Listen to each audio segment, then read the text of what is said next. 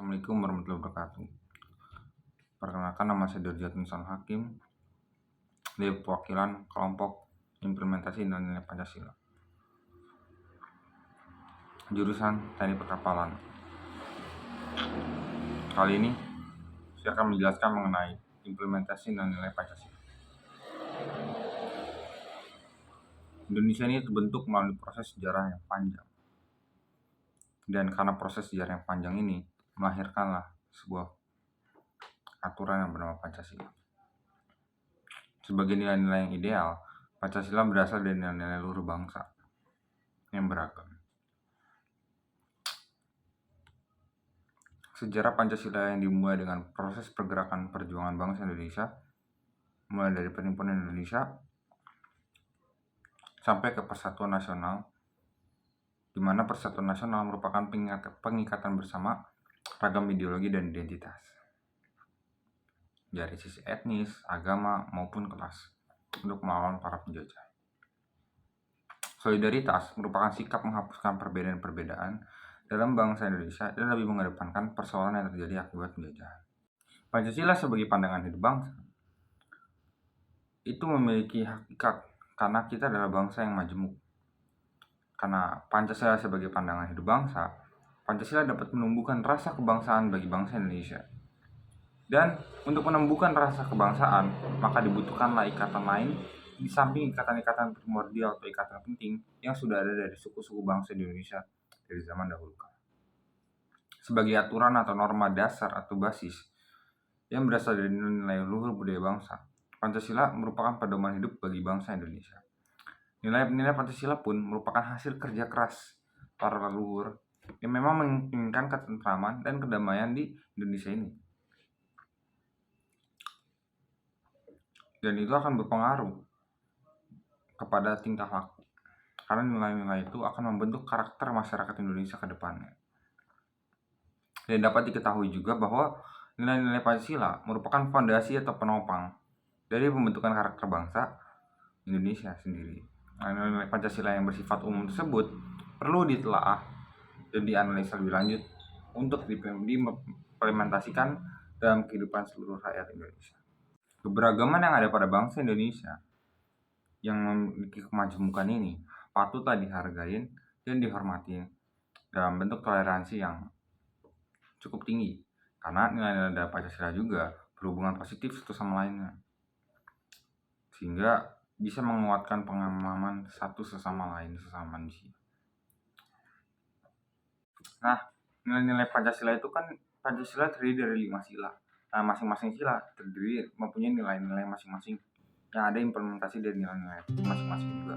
Nah, nilai pertama dalam Pancasila itu berkaitan dengan ketuhanan. Nah, nilai ini mengacu kepada keyakinan pada Tuhan dan hidup dengan menjalankan perintah Tuhan tanpa mengganggu urusan agama lain. Jadi dengan toleransi juga terhadap agama lain. Nah, implementasi sederhananya adalah menjalankan perintah agama masing-masing sesuai dengan kepercayaan masing-masing dan menghargai agama lainnya sama berbeda agama yang dianutnya. Yang kedua, nah di nilai kedua Pancasila ini itu mengutip mengenai pengakuan persamaan hak dan kewajiban, rasa sayang terhadap sesama, dan menjalin hubungan dengan bangsa lain berdasarkan sikap saling menghormati. Nah, cerminan tingkah laku dari nilai kedua sebagai bangsa Indonesia ketika bisa mengakui bangsa-bangsa lain yang menyatakan dirinya merdeka dan berdaulat sesuai dengan ketentuan-ketentuan yang ada.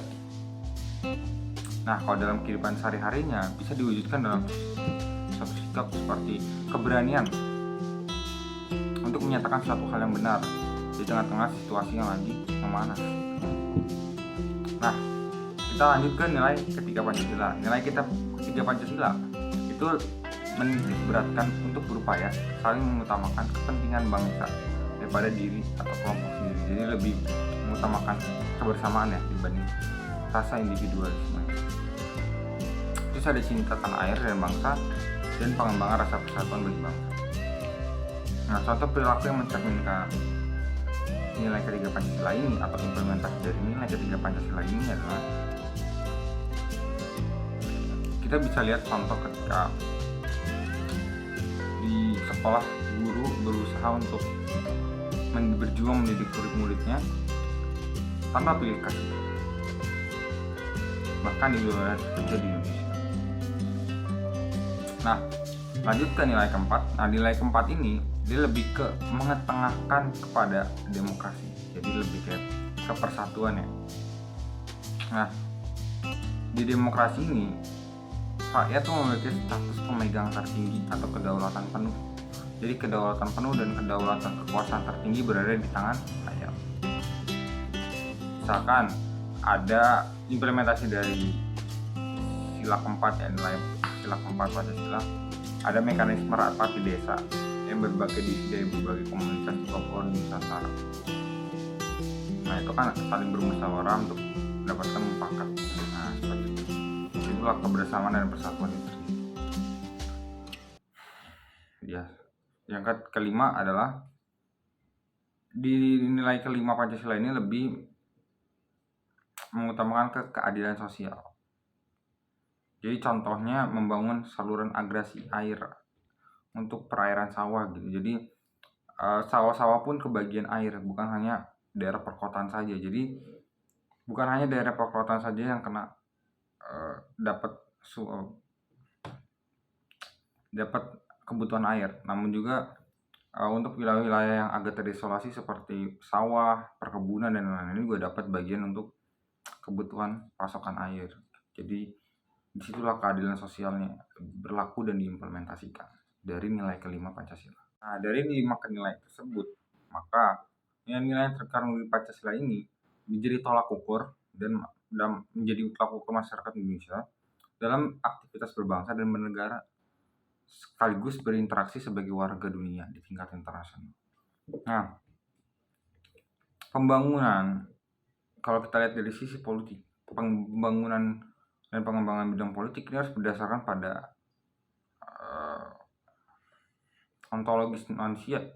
Jadi ontologisnya itu merupakan kenyataan objektif bahwa manusia itu merupakan subjek negara, yang karenanya kehidupan politik ini harus benar-benar bisa merealisasikan dan mengimplementasikan tujuan yang mana itu bisa meningkatkan harkat dan martabat manusia. Nah, kalau kita lihat dari sisi ekonomi, maka pengembangan nilai Pancasila dari sisi ekonomi itu bukan hanya mengejar pertumbuhan, namun juga demi kemanusiaan, karena yang merasakan kebutuhan ekonomi sendiri ya manusianya, kan? Secara menyeluruh, karena ada pemerataan kan, kita semua butuhkan ekonomi. Nah, dalam perkembangan ekonomi, hal yang paling mungkin terjadi adalah terjadinya persaingan bebas. Nah, sampai ada moto yang karena ini sering banget terjadi, sehingga dibuatlah moto, siapa yang kuat dialah yang menang, seperti hukum rimba ya. Maka oleh karenanya sistem perekonomian di Indonesia ini harus berdasarkan pada asas ekonomi kekeluargaan, yang implementasinya salah satu contohnya adalah koperasi. Itu dalam lingkup kecil, dalam lingkup besarnya ya asas kekeluargaan di seluruh bangsa gitu.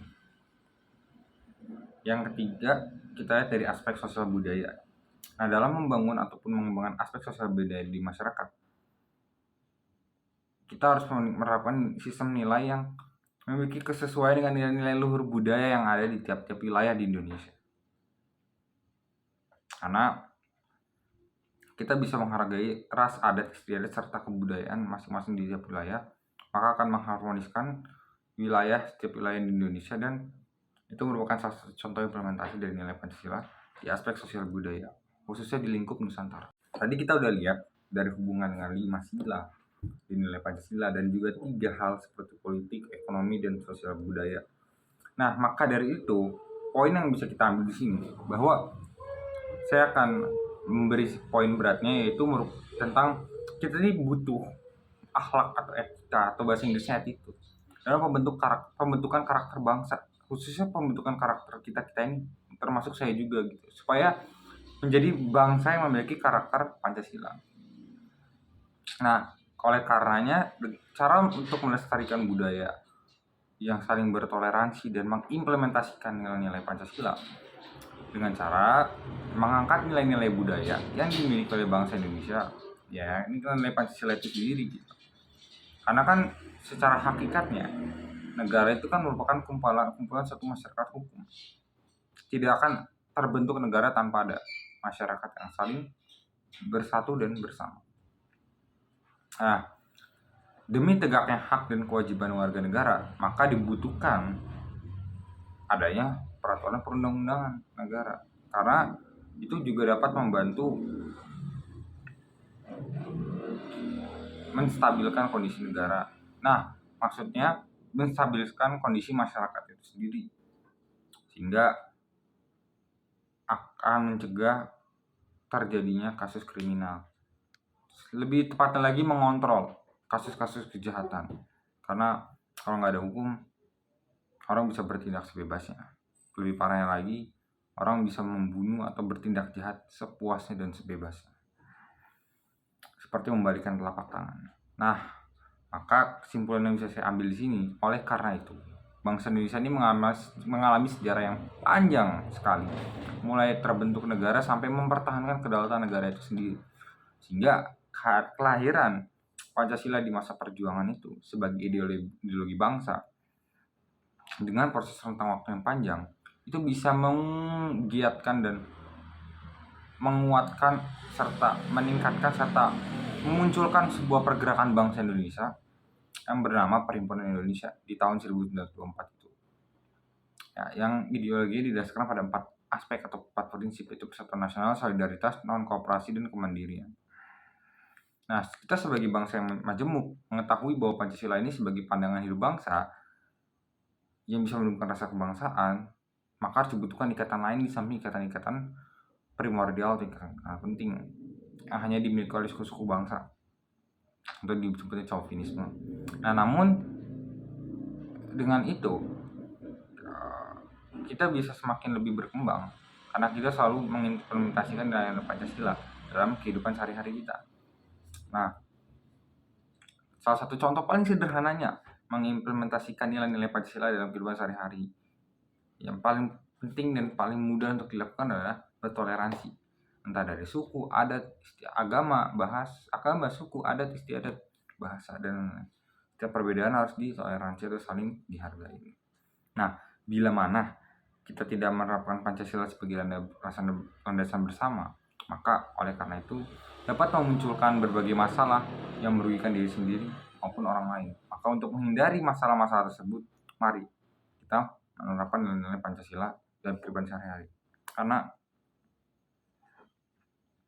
dengan kita berbuat baik, kita saling menghargai satu sama lain dan selalu mengimplementasikan nilai-nilai Pancasila, kita bisa membawa keharmonisan dan kemajuan bagi negara ini. Itu saja yang bisa saya cukupkan.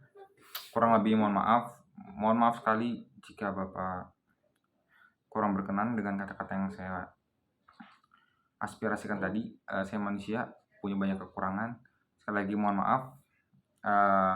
Semoga yang mendengarkan ini tergugah semangatnya dan bisa dapat membawa hal-hal positif. Oke, sekian dari saya. Mohon maaf atas kekurangannya. Wabillahi taufiq wal hidayah. Wassalamualaikum warahmatullahi wabarakatuh.